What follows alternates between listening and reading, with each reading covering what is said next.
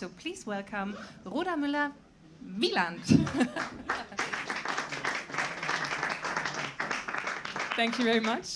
It's great to be here, and I'm really looking forward to presenting you our thoughts on AI, ethics, and the future of work.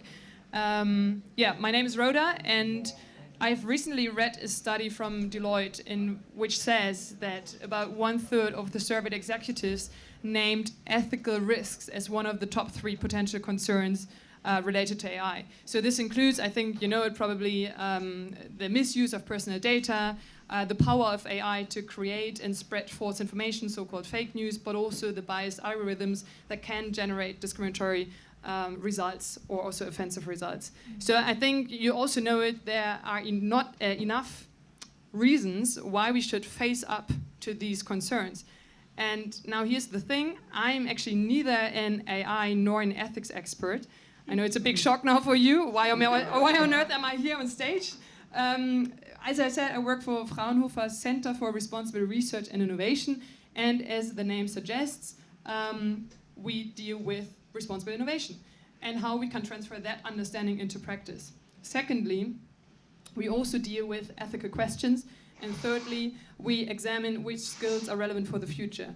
And looking more deeply into these areas, it struck us that there already exists a lot of different activities from organizations, from associations, and even from politics that developed ethical principles and guidelines for the development of AI. But the thing is that there are only few best practices and formats on how to apply these guidelines, actually. So what is lacking is ideas, approaches, and methods on how we can actually implement ethical approaches to AI. At the same time, there is a lively debate on the future of work, and in particular on the future of skills.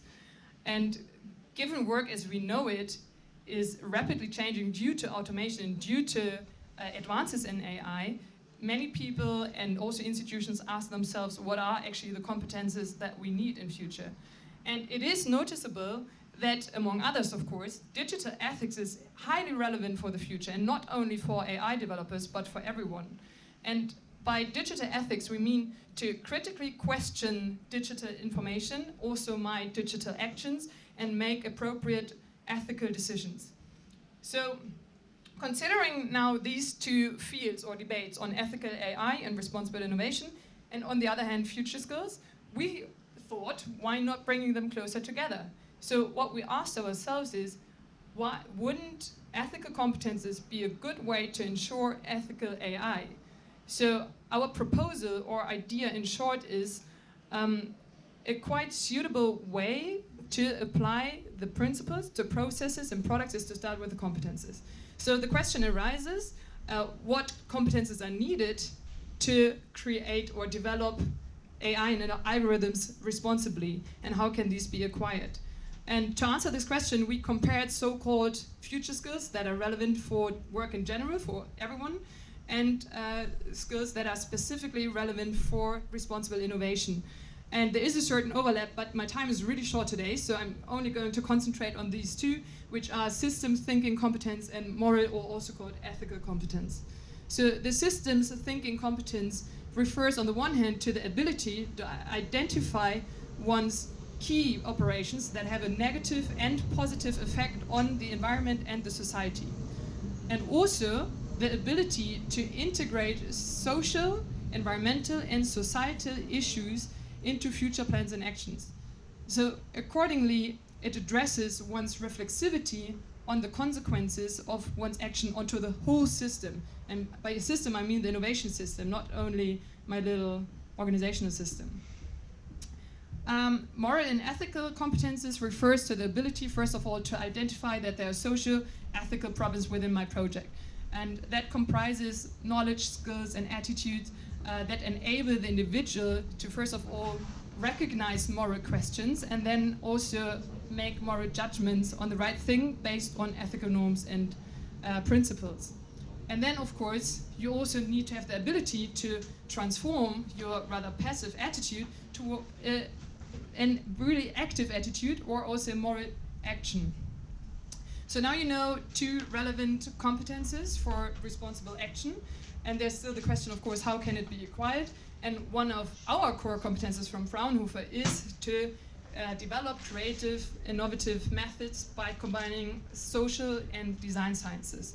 So the methods that I'm going to present you in a minute are working in the context of responsible innovation. So we assume, and that's only an assumption, a hypothesis, is that it might also work in the area of ethical AI.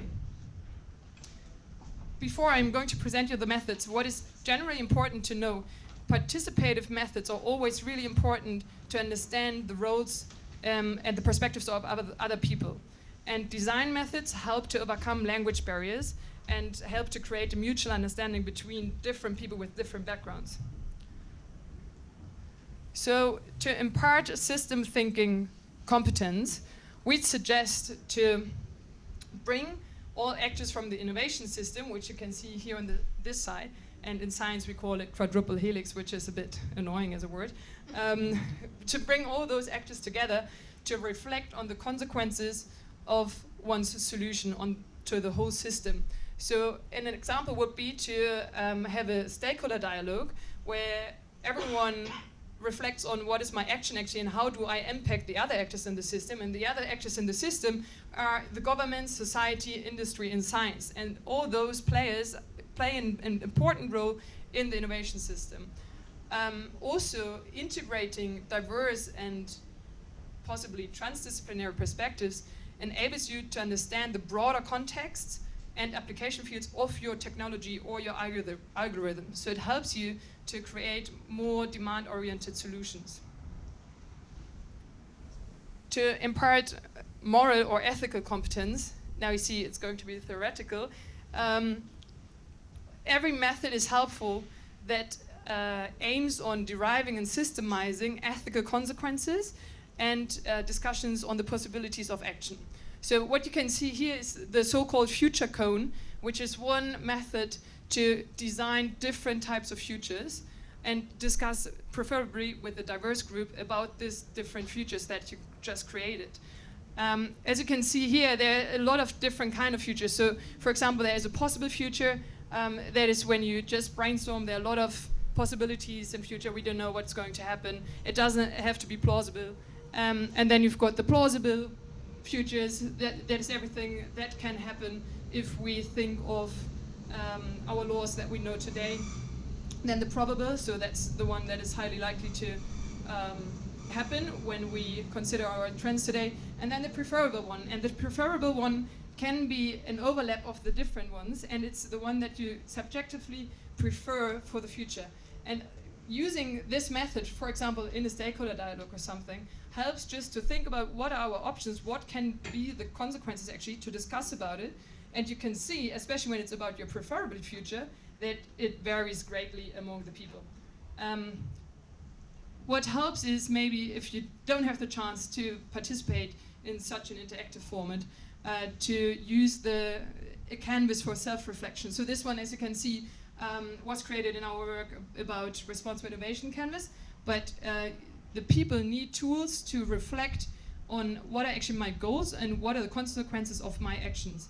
And that are tools that we developed, and as I said, we haven't tested them yet in the area of ethical AI, but they are working really well in the area of responsible innovation. So we're happy to discuss our ideas. How can we bring principles into competences? How can we apply it actually? Because there's a huge lack. Only principles on a little sheet of a paper are not enough to enable people to also act and program and develop things ethically. So to sum it up, ethics need public engagement, dialogue, and collaboration. And if you still ask yourself, why is it important to impart ethical competences at all? I just want you to remember it might be a good way to move from ethical principles to ethical practice, and it can also increase innovativeness and help discover new ideas and business models, etc. And that is quite interesting because that is not only relevant for AI developers, but for everyone in our really changing working world right now.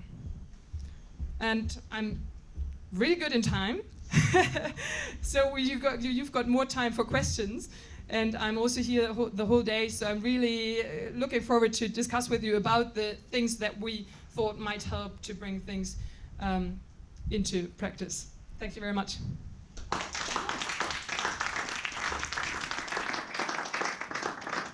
Thank you so much. I took this one. Okay, so now we have time for your questions, and I would like you to first introduce yourself and then ask your question. And if you like, you can also ask in German. So who has a question? I don't. You. Yeah. Mache ich wieder den Anfang, wieder auf Deutsch. Ja. Ich fand das sehr interessant. Also Sie hatten den Fokus, dass die Kompetenz eine persönliche Kompetenz sein wird, eine ethische persönliche Kompetenz zu entscheiden. Unternehmen sind jetzt nun keine sozialen Einrichtungen in der Regel, sondern gewinnorientiert. Und Unternehmen sind deswegen hin und wieder mal nicht interessiert an ethischen Entscheidungen, sondern an gewinnorientierten Entscheidungen. Wie sehen Sie dann diese Diskrepanz oder wie kann man das lösen? Also durch Regulierung zum Beispiel, also durch Gesetze, aber die sind ja jetzt oft weniger ethisch begründet, sondern auch gesellschaftlich, politisch motiviert. Also diese selber ethisch zu entscheiden zu können in der digitalen Welt, super gut, aber in Unternehmen hat es oft keinen Platz. Wie lösen Sie das Problem? So how do you make companies apply this? Yeah. That's a really interesting question, and I think it takes some time until actually companies are also going to implement it. But there are studies actually showing that considering ethics has got a positive effect on your satisfaction of the employees, of course, but also on your market opportunities. Because right now you always have to think also of the societal change, the change of values, and the change of values is growing into the direction of it has to be sustainable and valuable and everything. So as a company, you would be quite smart to recognize this trend, this societal trend quite early, because your chances on the market might be bigger in the long term, you know what I mean? So there are studies saying that. It's not my study. Never trust a study you didn't fake. But I think that might be an argument that could work for someone who is leading a company. And then, of course, the education debate is a huge debate right now. And I think that companies should be relieved a little bit from their responsibility to ensure that people are developing other competences and skills. So maybe there must be a solution from politics or from a net of politics and industry and society and science, you know, getting all together and working on a solution that works for everyone to relieve each other from their responsibility, you know what I mean? And that doesn't only consider ethic competences, but any competences, because we've got some losers who are in organizations where the leadership doesn't want to pursue or support certain competences, you know, that you might need in future. Does it? No, it didn't answer your question, right? I can see in your face you're quite unsatisfied. But maybe we can talk about it later, or you've got a. So you get an open answer. Okay, I see one more question.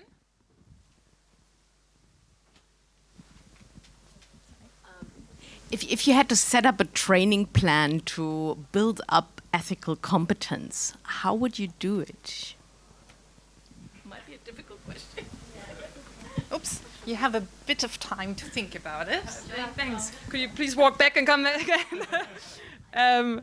Yeah, that's a really good question, and to be honest, I don't have the solution yet, because we just started to work out on these things. But what really helps, and I think everyone knows it just also maybe from the private context, but bringing people together from different perspectives, with different disciplines or different ethnical, gender, whatever, the more diverse it is, the better, and discussing then about problems and possible solutions, I think it just opens up your mind, you know, for, I never thought about what it's like for someone coming from a different country working in medicine or whatever, you know. So we tried those methods in the context of generating innovations in transdisciplinary teams, and it worked well. And the transdisciplinary founding teams say that their idea was so liable in the end because they challenged it from all different angles, you know, so that in the end a better product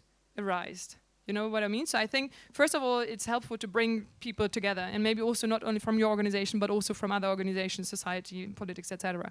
And then all individual tools that can just enhance it a bit would help as well, I think. But that's my first answer. Ask me in 2 years again, and maybe I've got a better one then. Thank you. Do we have one more question?